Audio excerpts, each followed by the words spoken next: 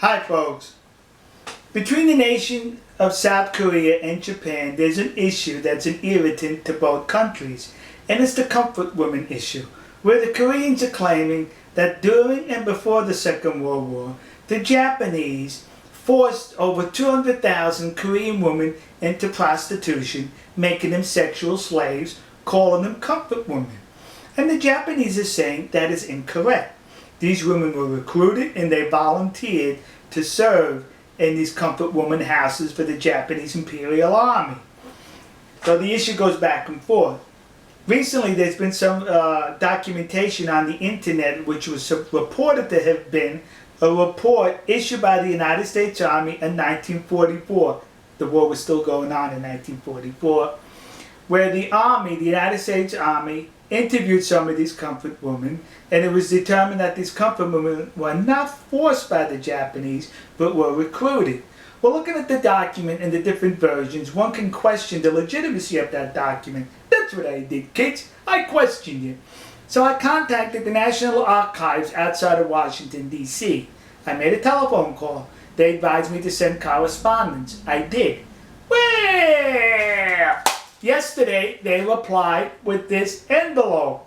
And in this envelope was the very report that appears on the internet. They authenticated the report, saying that this is an authentic report written in 1944 by the United States Army after they captured comfort women in the Philippines. You notice how I use the word captured and not rescued? Because they were captured.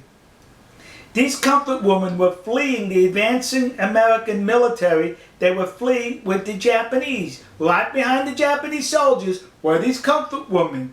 They got separated. And when they got separated, they got disoriented and lost, and that's when they were captured and interviewed by the United States Army. Now remember, 1944, there was a war going on, kids, and the Japanese as well as the Americans used anything to their advantage for propaganda purposes. So now the Americans captured these comfort women, these prostitutes who worked in concubines for the Japanese army, and it would have been easy for the American army to say, they were forced into prostitution. You see how nasty the Japanese are? But no, they could not say that because it would have been a lie. So the American army in this report reported the truth that these women volunteered, they were recruited, and the Japanese army did not terrorize the Korean peninsula by extracting 200,000 women at force.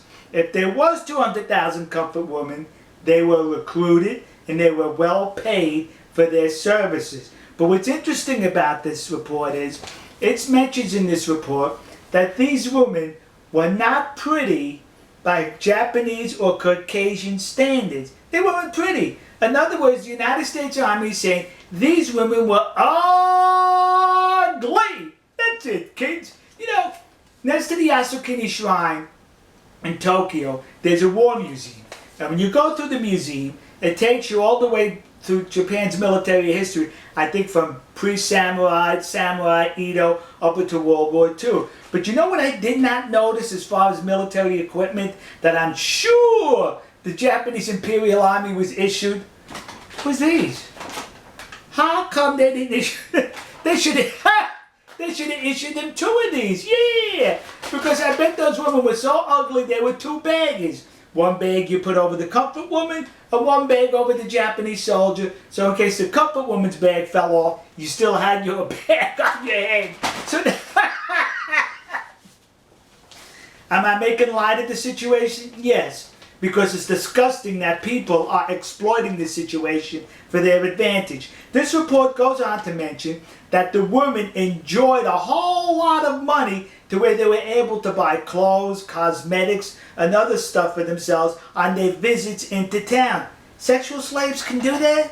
Sexual slaves make that kind of money? Some women were even allowed to go back home after they paid their debt off. Sexual slaves can do that? Some women were even complaining that their schedule with the Japanese soldiers was too tight, that they were not able to accommodate all the soldiers, and that saddened them that they could not have sex with all the soldiers. Sex slaves feel that way?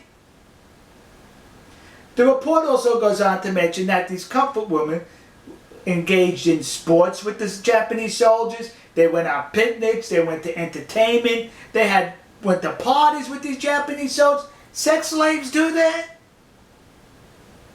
They were recruited, according to this report, by the United States Army in 1944. So the discussions ended right here. We got proof that they were being recruited and were recruited. Now listen to me. Koreans currently are now plaguing the United States with these memorial statues or plaques dedicated to these comfort women, claiming they were forced into sexual slavery by the Japanese army. You're a liar. That did not happen. I'd rather call you a liar than the United States Army in World War II, who would have definitely used it for propaganda had it been the other way around. But they told the truth that these comfort women were recruited. So to the community of Nassau County, Long Island, New York, that community in New Jersey, and those idiots in Detroit who put up these memorials, you were suckered in by the comfort women hucksters. And to those dopes in the city council in Glendale, California, who recently approved to put up a statue to the comfort woman, the one that exists across the street from the Japanese embassy in Seoul, South Korea. When you put that statue up, would you do me a favor and be accurate? Put a paper bag over her head. Alright folks, we'll see you. God bless you. God bless America. God bless the nation you happen to be in. And to those poor Japanese soldiers who were just drafted by the military to serve and fight for their country, only to be confronted by comfort women which required 2 bags. One for you and one for the woman.